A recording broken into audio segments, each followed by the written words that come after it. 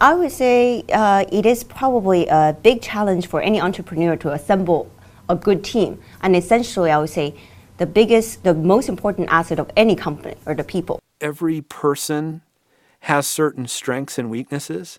And I think you have to understand yourself and understand what you need. So if you're an optimistic person, you need a pessimistic person. If you're good in science, you need someone on the team who's good in finance.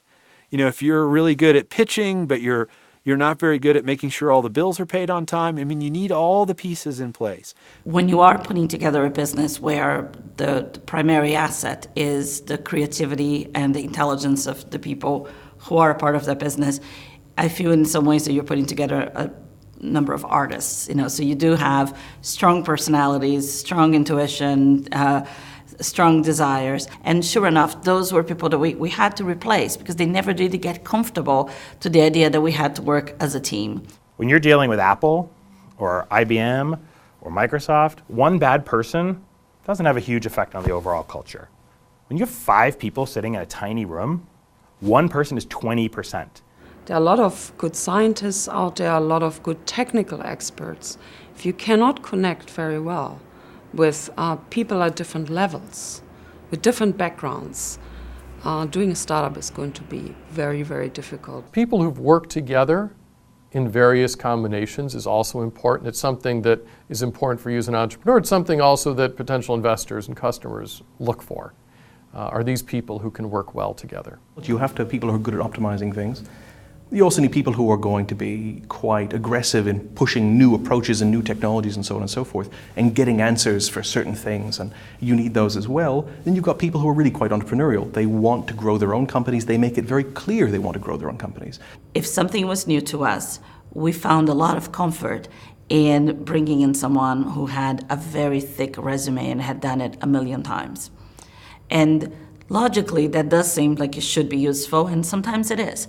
But I find it interesting that through our whole history of PTC, our most successful efforts have been led by people who have never done it before. Why do you need junior and senior titles in your startup? You don't. You're rowing a boat all the same direction, right? So focus on the task and solving the problem, and let the culture start to form. You probably don't need a CFO or a CMO or a CTO or a COO. What you need is a group of people that are busting their tail to get something done. Doesn't matter what their titles are. They're going to earn their titles. I'm as guilty of this as anybody. I believe all my ideas are fantastic, and most of them aren't. And only by talking and reflecting off of other people early on will anybody get some honest feedback about the idea they have may not be great, but a parallel idea that's really just adjacent could be a winner. Get the list of people you're listening to down to a group of people that you trust, that are passionate. You can't be one of 30 startups that they're working with. Like, they've got to care about this, nearly as much as you do. They're probably going to give you a very rapid, unvarnished answer, which may sometimes be uncomfortable, but it's usually pretty valuable. If someone's truly vested in helping you at the company, it doesn't start by saying, well, give me a percentage of the company and then I'll help you. You should meet people in the ecosystem that provide value, if they continue to provide value, and they continue to fit with where your company goes.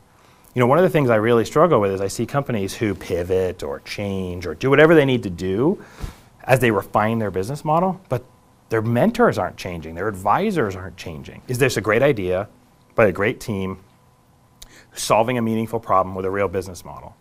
So your advisors and your mentors, if they're not helping you with one of those 4 things, if they're not fundamentally the best in one of those things, they're the wrong people to be working with. And it's okay to say, I want to upgrade my mentor.